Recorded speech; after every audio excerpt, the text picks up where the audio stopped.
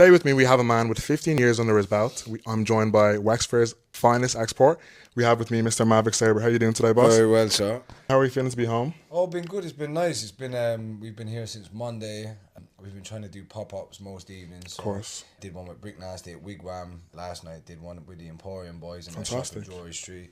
Came out of the Ezra Collective show. Maybe we'll do one this evening. Maybe. But my voice is feeling a bit ropey. Fair, man. You have to look after the instrument. It's been 4 or 5 days of pop-ups and Yeah. drinking, so yeah. Drink is the important part. Of course, yeah, it's the balance. Yeah. As of late, where have you been drawing inspiration from? Do you know what, lad? It's been more where I think I needed to get out of cities for a bit. Okay. And I've been so inspired by London and travelling for so long that I kind of enjoyed the fast pace of a city or a place to write in. And I think after lockdown, I kind of was drawn more to the countryside in the creative process. Fair. So yeah, for my last load of tunes, they've all been written in the countryside, in a barn.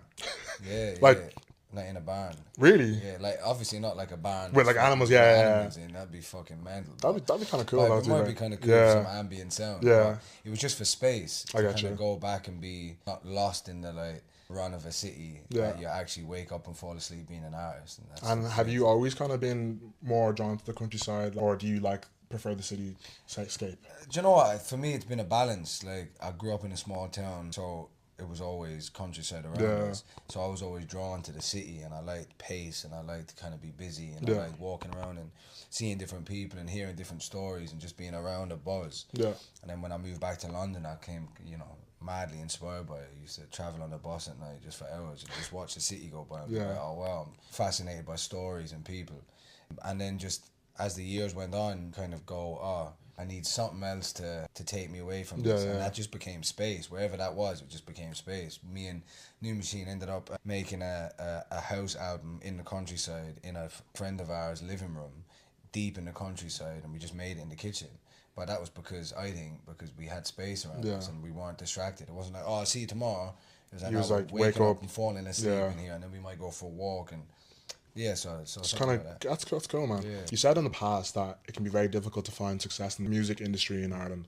Do you think that's still the case, or do you think people still have to go to the UK or to America to fully pursue their music kind of aspirations? I don't know. I might not be the best person to ask that because I've been living in London for Yeah. 17 years, and as much as I come back and I'm in touch with a lot of artists, and I'm not sure if I'm the most qualified person to answer that question. Fair enough. But what I definitely have noticed is that from the outside looking in, the music scene seems the most thriving it's ever been here, Yeah. and the most supported it's ever been here by an audience, by a homegrown audience. But at the same time, I'm still noticing loads of people leaving.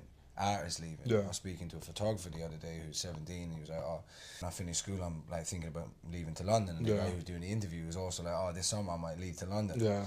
So I don't know. I feel like it's a bit of a tricky one. Yeah, sometimes I felt in the past like, oh, you don't want to promote people moving away because Of we need course. to build stuff.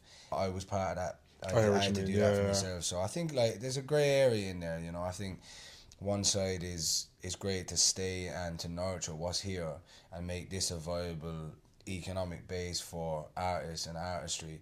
But at the same time, I understand that like, we've got a certain amount of time here. So Of course. So if people want to go and chase something and a move away feels like the right thing to do, then no, Might as well, yeah. I hear you. Initially, you started off as a rapper, like a hip hop artist. Yeah. How did it feel, and how did it come about the transition going to more bluesy, mellow music? Yeah, do you know what? It was always in me. So it always just felt like a natural transition. Yeah. I found that when I was bringing my guitar to gigs that people were tuning in a bit more to what I was saying. Okay. And then when I started to transition the lyrics I was writing as rap verses into just singing melodies over them, using the same pattern, same form, but just singing them, I found like, oh, people are tuning in even more. And so Okay. then that transition, and then I never used to call myself a singer. I knew I could sing, but Yeah. it was never really my kind Forte, of I got you. Yeah. And as time went on, I just kind of like focused in on the instrument itself and was like, all right, let me, if I'm gonna call myself a singer and I'm gonna have this transition, I've got to like feel still the blend of what I've done before and Yeah. not leave that behind. But yeah, work on my voice. Of course. And that's kind of how it grew. I feel like it's crazy though how, like, if I asked you maybe at 15, Mav, do you think you're ever going to sing? You might not have been like, you probably would have been like, no, I don't think so.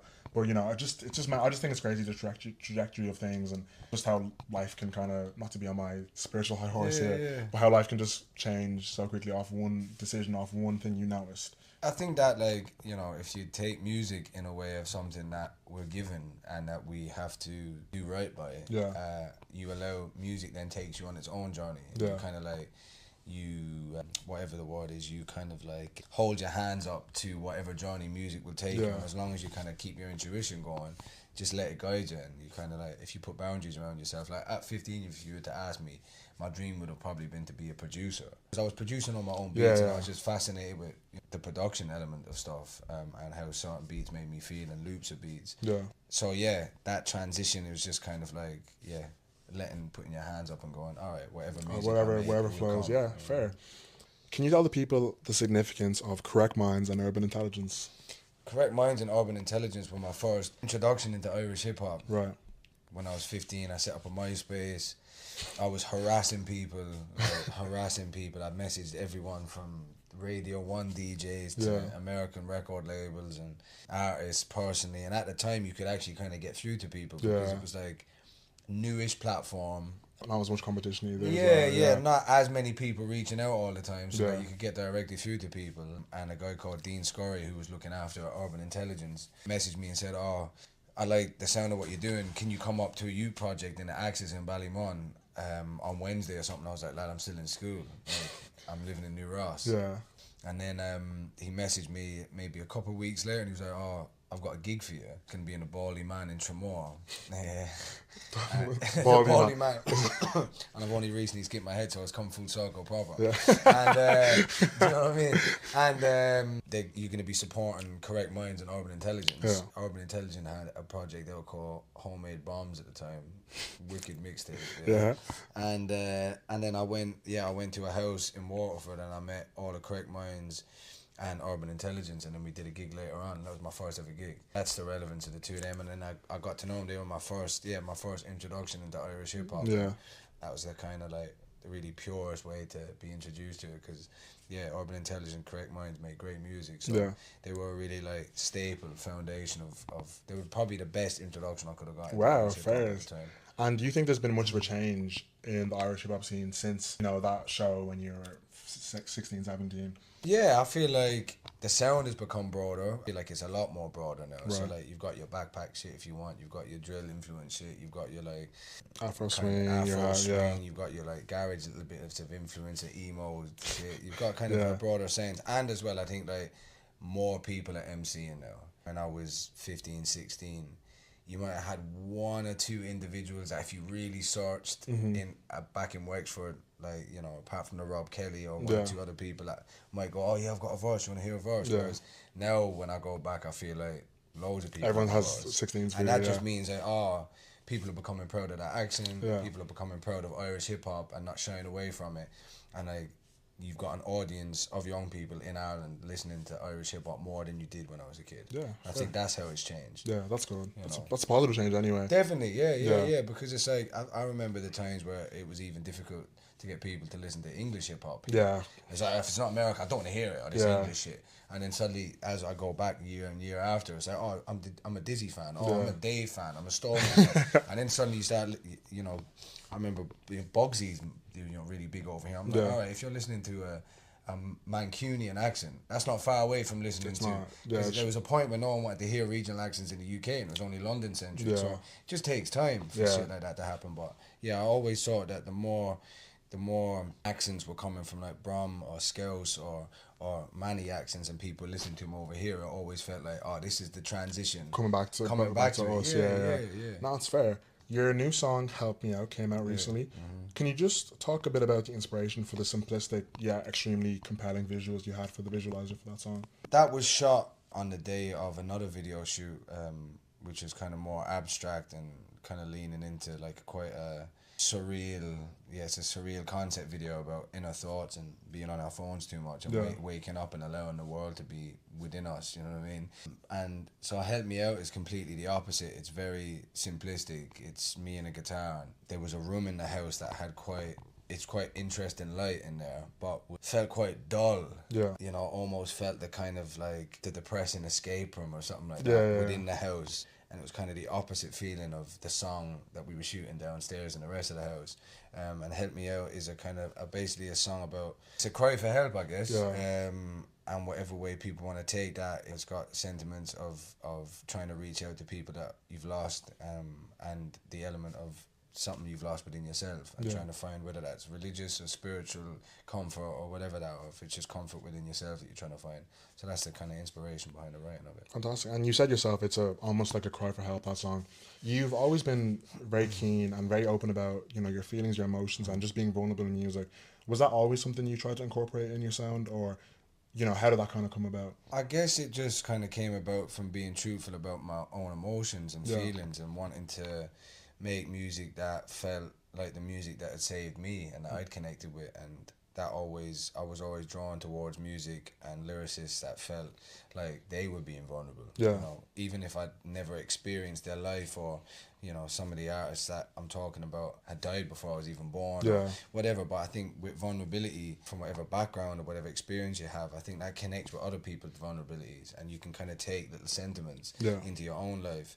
I always thought that, you know, the responsibility for me and my own music, if I've been inspired by music that's helped me and made me feel not lonely and made me feel like it's good to be vulnerable and taught me lessons, that it's my responsibility, if I want to get into music and call myself a musician and give music to people and be in people's ears for 4 or 5 minutes, you know, that's there's a lot of, for me, there's a lot of responsibility in it. Yeah. So I'm like, I have to like pass the baton on of stuff that's inspired me. And that don't mean that we need to be crying all the time. Of course. Or like, but just, you know, everything has to be vulnerable, or has to have a certain deep emotion. You know, vulnerability can come in dance songs, and movement. And having that as the center of what I'm trying to do was always the point. Brilliant, yeah. Not only are you an Irish hip-hop icon, but you're also a veteran in the game. Can you bless any Irish act with a cosign from the Maverick Sabre? Is there anyone you're listening to that you think, you know, really has it, or is really going to do well, or you want to see do well? I'm going to sound like a broken record here, because, you know, I feel like I'm shouting them out in every interview, but Brick Nasty's the band for me, of just like, you know, and what they were able to pull together at the Sugar Club. You know, I'd heard of Khaki Kid before, but I hadn't seen him live, and I was like, oh shit. I hadn't heard of Femi before, but I saw him live, and I was like, oh well. I'd already heard of Abbey and a couple of the other acts, and Kojak obviously, so I didn't need to be introduced to them, but just to see what they brought together, I feel like it's even more than just them when I shout them out. It's like what they're bringing together in the scene, and you know, I think for me, coming back and doing that and seeing, kind of back to the conversation that we're having, seeing like a young audience coming and being proud that they're at an Irish gig, and then Irish acts on stage, all being supported by Brick Nasty, and, you know, seeing the thread of how Brick Nasty played through all of them, and how it was all connected. I was like, oh man, you've made me proud in this, to just be a witness to it, you know what I mean? So, and like, even my dad was there, and my dad, you know, if I didn't get the bus up to gigs when I was a kid, my dad would soldier and drive up, really, and stand in the back of Irish hip-hop gigs, like old school ones. And my dad didn't give a damn. He was, you know, he's seen when the gigs were just like our mates, or like rappers would be watching rappers, producers would be in it, and do you get what I mean? It might be 20 lads, but now it's an audience that are like, specifically, and some of these kids are just only listening to Irish shit. I'm like, that's fucking hard. So I would say a Brick Nasty. Fairs, man. Fairs. They're gonna love that. Most of the viewers may recognize you from one of your smash hits with Georgia Smith, Slow Down. Can you briefly touch on that record and how it came about and how you came across Georgia as well? I was introduced to Georgia when she was 16. We had the same manager. He wasn't my manager at the time, but he was a close friend. He wanted to basically surround her with people that he felt would have a positive influence, weren't the kind of like vulture-y music industry vibes. She was a young girl coming into the industry, and just like, you know, solid people around her. We started making music together at 16, when she was 16, and kind of, you know, ended up making, you know, loads of songs together over the years. We kind of, inspiration wise, and our musical kind of like what we're pulled towards is quite similar. And Slow Down was just kind of one of the songs on the journey. It was my third album. It was my first independent album. to be honest, the bulk of the song was made one morning with a producer within 10 minutes. It was probably one of the quickest records. Yeah. And it was always left there. It was always just a bass line, some drums, and the top line. Yeah. And then Georgia came round one night, did the second verse. It's probably one of the easiest records on the album to me. And then, yeah, that ended up going on When I Wake Up. It's mad. Like, you said to yourself, it's probably one of the easiest records you made, but it ended up being like one of your biggest and one of your most successful. Yeah. It's crazy how stuff like that, as we were talking about, like the trajectory of how things can happen. But you said yourself, simple record, you just happen to have her go on it, and it just happened to do really well. Yeah, and they end up having their own journey. Like, one of the big things about that record is we had the verse, the bass line, that was all done within the first 10 minutes of us ever making it. Yeah, the hardest part was the chorus. Okay. Yeah. Now the chorus, not the chorus melody, but I always got to the chorus. I was like, slow down, won't you go? Like I was always like, that's not good enough. Yeah. But we could never come up with anything that was any better. You're just like, fuck it. Yeah, and I was like, oh, fuck it, we're gonna stick with it. Yeah, we changed the drums, and I was like, do you know what? It makes me feel more comfortable now. Yeah, but I was always in love with it. I was like, that's the catch. Yeah, and then you know, again, back to letting things just have their own journey. Years later, a producer did a bootleg version of it. A guy called Slow Motion. It ended up, he was Brazilian. It ended up getting caught by Vintage Culture, who's massive in Brazil and now globally, and he took it into his set. He added a couple little bits on a remix, and then we had a conversation. We ended up putting it out. I saw how it was doing. I saw some videos. Like, I heard nothing about it, and then I saw some videos of him playing it to like 100,000 people in Brazil, and it was going off, and I was like, yeah, we need to do something with this remix. And then the remix ended up being being the bigger version. You know what I mean? And it's but again, something so simple as a song you said took you 10 minutes to get done sonically just ended up being massive. Yeah, like, and they huge. never and in the dance version they never use the chorus, which is hilarious. Yeah, and like that's what held up the song for so long. Yeah, the chorus, I was like, it's not right. The drums ain't right. And, it just dips. And you were just like, fuck it, let's just. And we just were like, we'll change one tiny bit and just fucking. It's just I know. I sound like a broken record myself. It's just mad how just things like that just snowball almost, you know. And you know, like, imagine you just didn't put that song out, because the chorus held you up. Well, there was conversations about not putting it out. Exactly. It's like, will we bother? You know, is it classic enough? Is it good enough? Like, you know, I think that was the first me and Georgia collaboration on one of my projects. And I was like, nah, man, it's got to be a 10-10 record. Yeah. And then I was always like, the chorus isn't really right. And then it just, you know, when I saw the remix, you know, the original did really well anyway, but when I saw the remix doing what it was doing, I was like, okay, yeah, that melody was was the melody. We were struggling. We should have just left it be. We did, you know, in the end left it be. But it's funny. No, it's mad. That was the first part of the interview. Thank you so much for answering. Thank you very much. Brilliant. Yeah.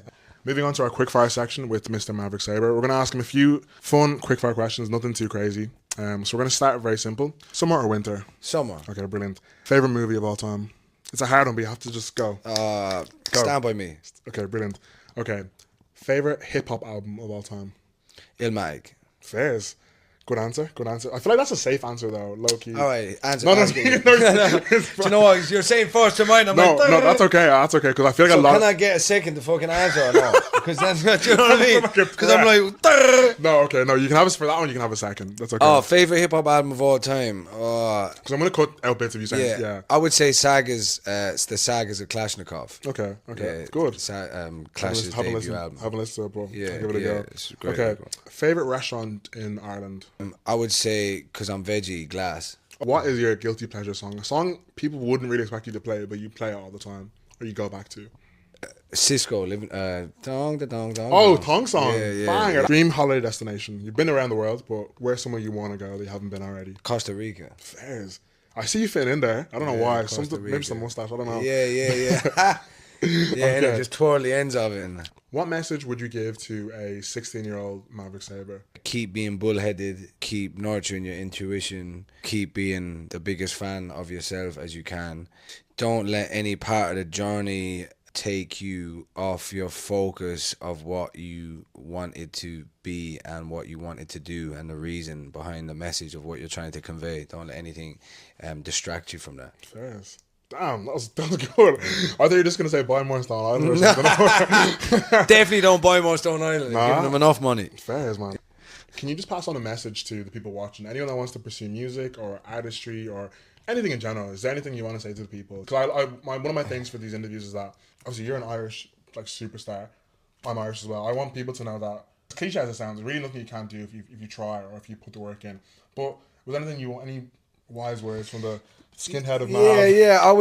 I would just double up on that. I think, like, you know, as cliched as it does sound, the boundaries we put around ourselves are imaginary. Yeah. And the ceiling we put on ourselves is imaginary. So we decide how small them boundaries are, or how big they are, or if we have any boundaries. Yeah. The reality is, you know, I'm a true believer in you believe in yourself enough, and it's not like blind belief. Like, I want to be an astronaut, I'm just gonna believe it. You've got to believe it and do work. Yeah, of course. And of course. let your belief and work be focused together. Yeah. And I think, like, with that, you can do anything. Guys, this is my interview with Maverick Sabre. Thank you so much for the time, man. Appreciate you. Boys and girls, my favorite song of his out at the minute, Help Me Out. Go give it a listen. The Visualizer only came out 2 weeks ago, am I right? Yeah. Fantastic, beautiful song. Thank you. Dig deep into his discography. He has a lot of tunes you guys probably don't even realize are his. Yeah, thank you so much for the time. Thank you for the invitation here. And that's the interview. Thanks very much, guys. Appreciate it. Go on. Not giving me reasons to stop.